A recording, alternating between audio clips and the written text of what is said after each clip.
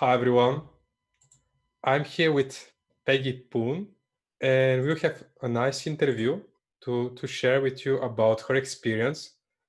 She's from Sweden, and she worked for IBM before as a technical consultant, and at the moment she's working for Microsoft, and she's driving their startup initiatives in Sweden, which I found it very fascinating. Please help me in welcoming Peggy Poon as part of our interview. And my name is Alex Vladimirov. I'm alumni of student organization BEST, and I'm going to be the interviewer. And if you have any questions, just write it in the chat, and I'm going to ask Peggy about your questions as well. So let's start. Peggy, please tell us more about your background. Yes, thank you. And hello, everyone. My name is Peggy, as you all know. I have a technical master's from before, and I have myself ran a startup within sustainability for 2 years during university, actually. But then I realized that I needed to finish my education. Yeah, I might tell you more about the startup during this interview. But when I graduated, I worked within tech for about 6 years. Um, and As you heard, at IBM. But during my free time, I still organized startup events and I was active in the startup community. Um, I wanted to go full time to the startup world. So I got the opportunity to be responsible for Microsoft for Startups in Sweden. And that is what I'm doing right now. Thank you for introducing yourself. And what I really like is you mentioned that you have a technical background, and actually, BEST is a student organization that it's focused on technical students. So you're in our target group. Maybe you can join us if you decide to put another education in technical fields, and you can become our member. Absolutely. So tell us more about how did you decided to join Microsoft? You mentioned you have 2 years as a startup experience in the past as well. Mhm. Um, uh, so um, for me, when I was changing job, the most important for me was what I was going to do. It was less important of what company it was going to be. Of course, it's important to choose the right company for you with the right culture and etc. But for me, I was 100% sure that I was going to work in the startup ecosystem, either to start a company myself or help other companies to Mhm. grow. And it was a unique opportunity that Microsoft was going to focus more on startups from now on. We have opened a startup and development hub in Stockholm. So a lot is happening right now, and it was for me it was a no-brainer to Mhm. take this role and meet startups every day because that's what I'm passionate about. Mhm. That's very interesting that you're aligning your passion with the startups, and suddenly this opportunity comes from Microsoft at the right time, which it's sometimes you need the luck to continue pursuing your passion. But also you mentioned about these startups, and at the same time, I know before this interview starts, we spoke about your background, and you mentioned something. Could you please share with us what is the EU vs virus competition about? Mhm. Of course. EU versus virus is a hackathon organized by the EU government. And this was a special edition because of the coronavirus that is happening around the world right now. Mhm, And the idea for them was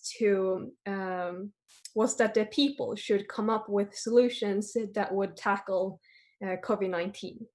And I was a participant there. mhm, And you can see here on my screen, Ownemployed. That is the company participated with at EU versus Virus. Hmm.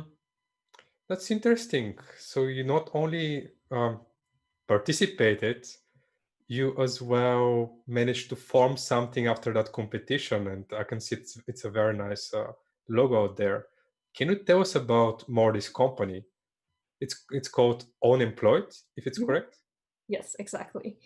So Ownemployed is it's a platform that is provided for the public for free. And the idea is to encourage people to choose the entrepreneurship path instead of staying unemployed.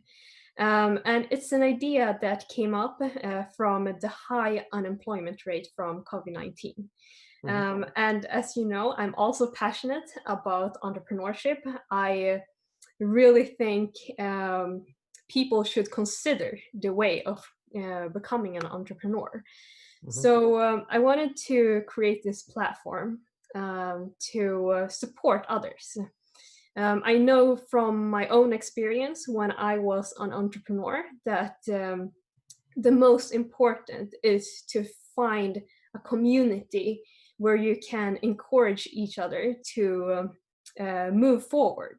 And I wanted to create a platform where you could find a co-founder. So Ownemployed was I actually built it for about 6 times before the EU virus hackathon. And I wanted team members. So I attended this hackathon and was looking for the skills that I didn't have myself. I wanted to find people that have the same passion as me. So I found a great group of people at this hackathon, and we became one of the winners of the hackathon, actually. And after the hackathon, we continued working on it. And right now, we're about 20 plus volunteers working on it together. And we are fighting to release this platform. Hmm. Hmm.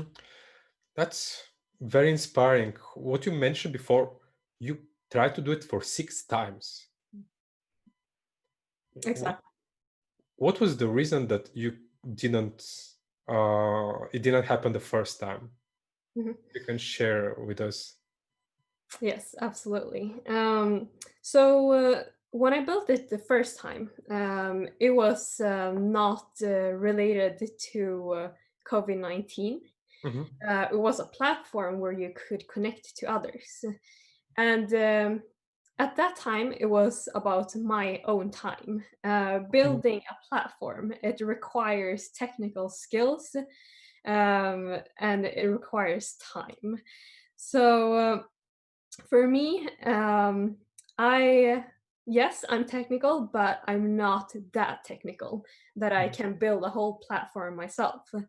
So what I needed was more developers with Hmm. the right development skills to create this platform. So for me, it was the skills. Hmm. Hmm. I see. I see. And when you mentioned first as well, congratulations that you are one of the winners of this competition. That's also a nice recognition for the effort and for the value of the idea that you actually introduced to the world. And I guess many people who listen to this interview at the moment might have the question how your platform Unemployed is connected with solving this issue of unemployment, which at the moment in Europe it's increasing, and not only in Europe, actually in the entire world. Mhm. So you might have seen that the unemployment rate has become very high because of COVID 19. And I would say that entrepreneurship is a way to create jobs. I know a lot of friends and people around me that have great skills, but they're in the wrong timing. For example, the people that are graduating right now, some people were unlucky. Some people were lucky that they got jobs, but Yeah. Some people were unlucky because there are not as many as usual. So why this is a solution is because it's a way, or it's an alternative to do something instead of keep looking for jobs without getting any jobs. Yeah. So you can, I don't know if you are aware of Sifted and Dealroom, but they released a report saying that they estimated about 2 million jobs that was provided by European startups as of 2019. So there are a lot of jobs that gets created because of startups. Not only jobs for the founders, but also jobs for the employees for the startups. So I think if we continue encourage entrepreneurship, there will be more jobs and less unemployment. And I guess what you mentioned before, that actually to have a startup you need the right people, and a lot of times I know for myself, when we were building something with some friends, we got to this question about looking for someone to help us, but we couldn't find it, and then the whole project just blows away. Mm. So I guess this is where you come in, right? Yes. As you mentioned, it's difficult to find the right people. Mhm. I had this problem for many years. I The startup that I had within sustainability was 9 years ago, and Mhm. ever since then, it has been difficult to find the right co-founders and the team members. So I hope with this platform that it will be easier to connect. I mean, there are other kinds of platforms where you can connect. For example, Mhm. there is LinkedIn where you can write to people, but this is a platform for people that wants to become entrepreneurs, and I just want to provide this to the public so that it Mhm. will be somehow easier. Mhm. Yeah, it makes a lot of sense. And before we continue, I just want to ask you, do we have any questions, Osvaldo, that we can ask from the audience?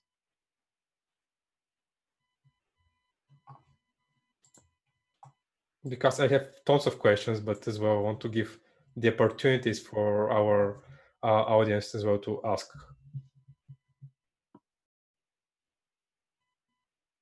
I guess not at the moment. So in this case, actually, you mentioned before about your first startup, and you said that you're doing it for 2 years.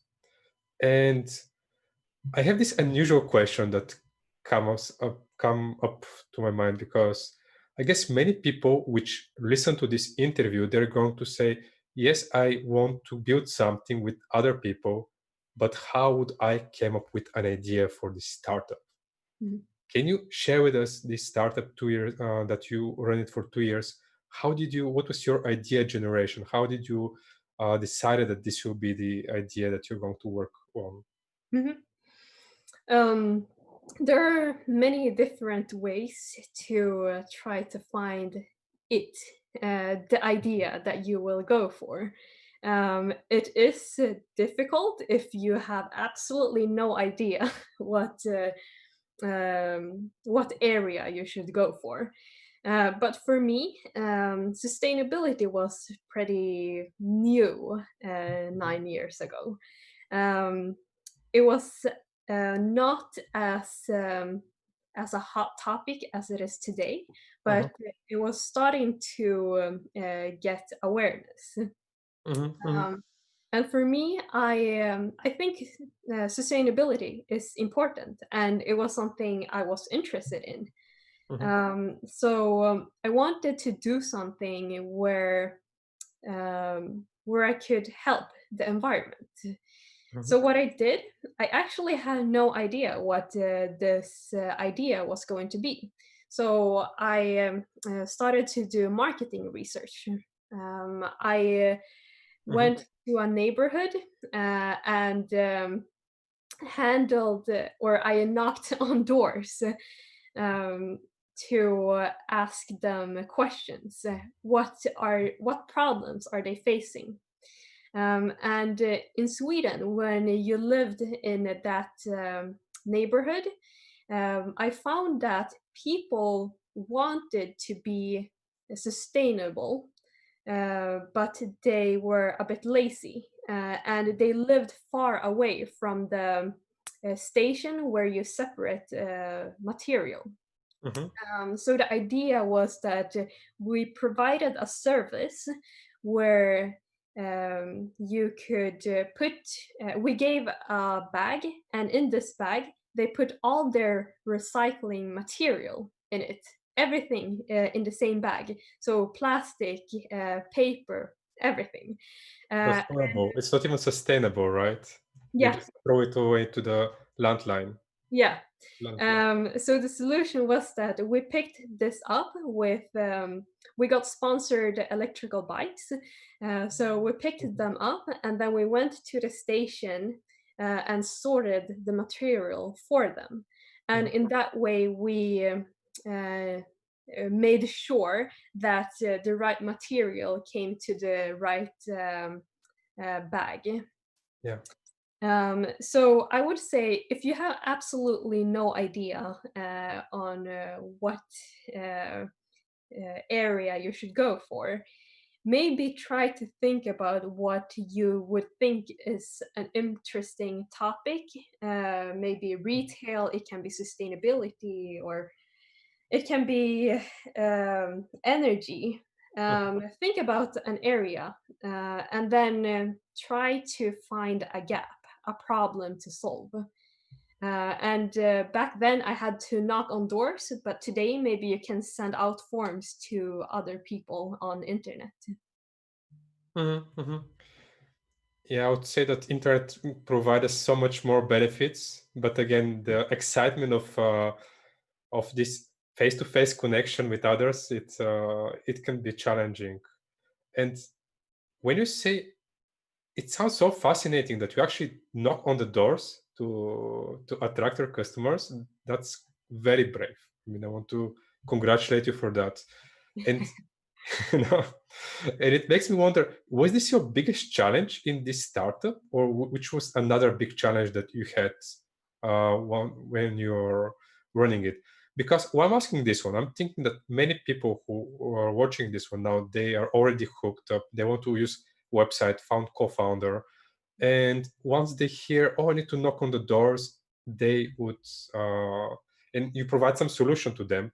So maybe another solution that you can provide to a future issue might help them to become braver, to escape from the unemployment and to do something proactively. Mhm. Um, yeah, if we begin with my challenge, it was back then, entrepreneurship and the startup world was not as popular as it is today. Um, it was difficult for me. I was new to the startup world, Mhm. and I didn't know how to get forward. How do I get to the next step? First of all, we won different competitions. It was Mhm. an idea that people liked, and we came to a stage where people wanted to subscribe to this service, but I didn't have enough people for it, Yeah. and it was uh, it was difficult with since I studied at the same time, and I just didn't know how to go forward. But during these 9 years, I realized that it is all about your network. Having a startup is not about, it's not only about the idea itself, it's about other people helping you to reach to the next level.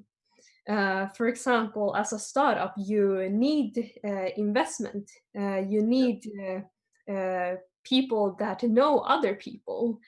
It's all about connections. And I would say, especially as students, you should start already now to be out there, go to a lot of events, and be ready um, to have the people around you Mhm. when you have your own business. And also, Alex, you mentioned before that you ran Startup Weekend in Prague. So I would say go to different startup competitions and network with others. And with Ownemployed, go to the website when we release and talk to people, provide the resources for each other, and be active. Mhm. Oh, that's awesome. That's a very, very valuable advices because I know when somebody starts and think about the startups, um, we usually do a lot of mistakes because people don't know how to do it. And when you mention about connections and everything, it's networking. This is so true. And I really like that your website actually provides, at least makes it easier, one of the steps for networking to find a co-founder, which is as well one of the biggest obstacle which I found for other initiatives, to find somebody you have a good match with. And maybe just the final question, because I really enjoyed. We have a little bit of time, so just a final question from my side. What you already provide a lot of value for the interview, so, so this will be another, the final one. It will be like, what a piece of advice would you give to the audience if they want to become entrepreneurs? Mhm. Um, I would start with saying that something that I mentioned before, that entrepreneurship is about connections. Mhm, And that is what I do at Microsoft for startups as well.